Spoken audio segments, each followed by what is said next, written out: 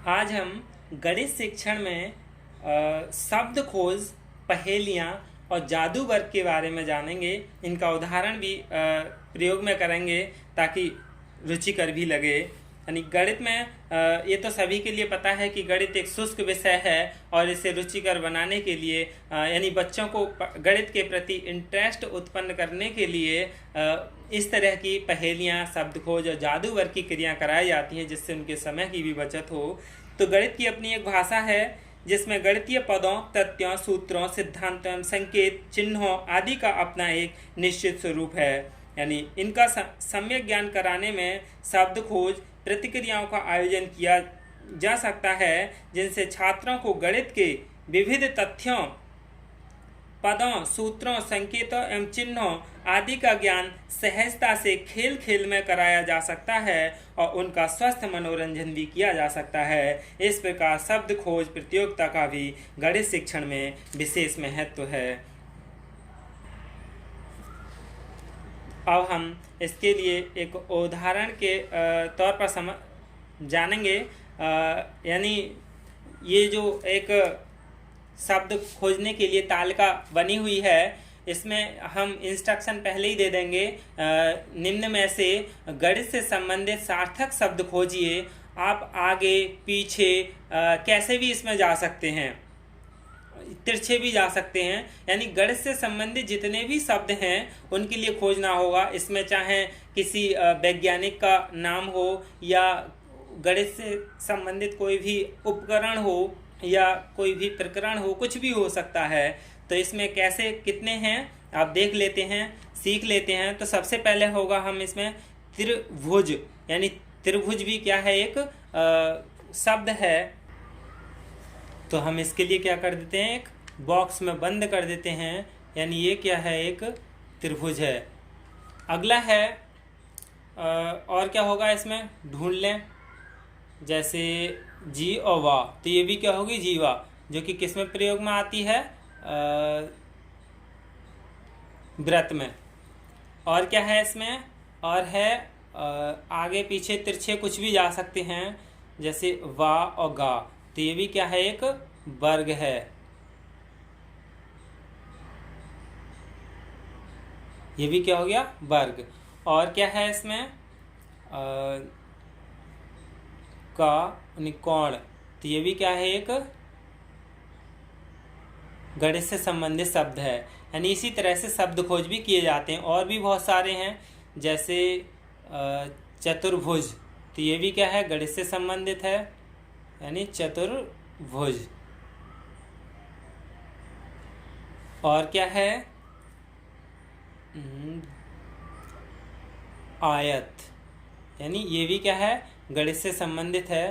तो ये भी क्या है, एक आयत शब्द गणित से संबंधित है। और क्या है, परिधि। परिधि ये भी क्या है, गणित से संबंधित है। यानी ये क्या है, ये भी परिधि गणित से संबंधित है। और क्या है, और इसमें व्रत, यानी व्रत भी क्या है, गणित से संबंधित है। और क्या है, यानी इसी तरह से ही शब्दों के लिए क्या किया जाता है, खोजा जाता है। और बच्चों के लिए इस तरह की क्रिया कराए जाएं तो बच्चे भी क्या है, बड़ी खुशी खुशी में करते हैं, शब्दों को ढूंढते हैं, खोजते हैं। उन्हें भी इसमें क्या है, आनंद आता है और समय की भी जो अवकाश का समय होता है उसका भी सदुपयोग हो जाता है। तो इस तरह से क्या है, वो शब्द खोज प्रक्रिया करते हैं। इन्हीं पहेलियों से संबंधित मिथ्याबोध कभी कभी पूछ लिया जाता है। पैराडॉक्स के बारे में थोड़ा बताइए क्या है। यानी मिथ्याबोध वह है जो देखने में मतलब देखने से असत्य प्रतीत होता है लेकिन वास्तव में सत्य होता है, अथवा ये देखने में सत्य प्रतीत होता है या लेकिन वास्तव में असत्य होता है, अथवा जो स्वतः ही विरोधाभासी होता है वही क्या है, मिथ्याबोध कहलाता है। अब क्या है, हम पहेलियों के बारे में जान लेते हैं। यानी पहेलियाँ क्या हैं। पहेलियाँ योग्य गणित के शिक्षण में उत्तर देने के कौशल को विकसित करने में पहेलियों का विशेष महत्व है, क्योंकि पहेलियां उत्तर देने यह समझने के लिए गणितीय जटिल प्रश्न या समस्या होती है। इस प्रकार पहेलियां योग्यता के मापन का साधन है, जिसमें गणित के किसी जटिल प्रश्न समस्या के समाधान, हल, उत्तर देने को कहा जाता है। यानी इससे क्या है, उनकी जटिल समस्याओं के यानी इससे उनकी बुद्धि का मापन हो जाता है। इसीलिए रास्ता चलते भी देखा होगा, गणित में पहेलियां पूछते हैं, इसमें बुद्धि का भी विकास होता है। जैसे सबसे पहली पहेली है 3 यानी 9 अंक के लिए 9 अंक 3 हैं और इनके लिए इस तरह से व्यवस्थित करें जिनका उत्तर 11 आए। तो कैसे बोलते हैं इसे, 3 9 से 11 बनाइए। तो 3 9 से 11 कैसे बनेंगे, सोचो 3 9 से 11 कैसे बनेंगे। 9 9 9 3 बार हैं और 11 कैसे बनेंगे। तो क्या करेंगे इसे हम 99 को 11 से क्या है नहीं 9 से भाग दे देंगे। तो क्या आएगा हमारा 9 कम 9 9 कम 9 यानी 11 आ जाएगा। तो क्या हुआ, ये 3 9 से 11 बन गए। इसी तरह से अगला है संख्या 8 के लिए इस तरह से व्यवस्थित करें, 8 ही संख्या है और 8 बार है, तो उत्तर 1000 आना चाहिए। तो कैसे आएगा, इसके लिए हम कैसे व्यवस्थित करें। तो 8 के लिए 8 बार व्यवस्थित करें, कैसे करेंगे, यानी 1000 लाना है। तो 1000 लाने के लिए क्या 0 आए, तो 8 के लिए 2 बार जोड़ेंगे, 16 नहीं आ रहा, 3 बार नहीं आ रहा, 4 बार 5 बार नहीं, 8 पढ़ने 40। तो 8 के लिए 5 जगह लिख लेंगे, 2 3 4 5, क्योंकि 8 पंजे 40, 40 का मतलब 0 0 आ गया। अब 4 क्या है, इधर हासिल गया कैरी, तो कितना, अब 8 दूनी 16 यानी 2 बार 8 के लिए लिख लेंगे, तो कितना 4, तो यहाँ कितना हो गया 20। ऐसे ही 20 हो गया, तो कितना कैरी आया 2, तो एक 8 और बचा कि 5 ये हो गया, 2 ये हो गया 7 और एक 8 ये हो गया, यानी 8 बार लिख लिए। इस तरह से व्यवस्थित तरीके से लिख लिए ताकि उनका उत्तर कितना आ गया 1000 आ गया। 8 और 2 10, तो कितने हो गए ये 1000। यानी इस तरह की पहेलियों का प्रयोग किया जाता है। और भी है पहेली, जैसे एक तीतर के सामने 2 तीतर हैं, तीतर के पीछे भी 2 तीतर हैं और एक तीतर इनके बीच में है, बताइए कुल कितने तीतर हैं। यानी तीतर एक पक्षी है, तो इसे कैसे करेंगे, कितने तीतर होंगे। यानी एक यहाँ मान लें तीतर है, इसके सामने भी 2 तीतर हैं, ये हो गया।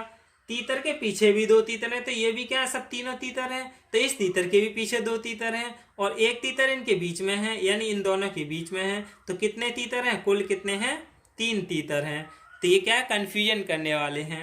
ऐसे ही यहाँ पर यदि 5 छिपकली 5 मिनट में 5 मक्खियां पकड़ लेती हैं, तो बताइए 100 मिनट में 100 मक्खियां पकड़ने के लिए कितनी छिपकलियां चाहिए, कितनी छिपकलियां चाहिए, सोचें, सोचकर बताएं।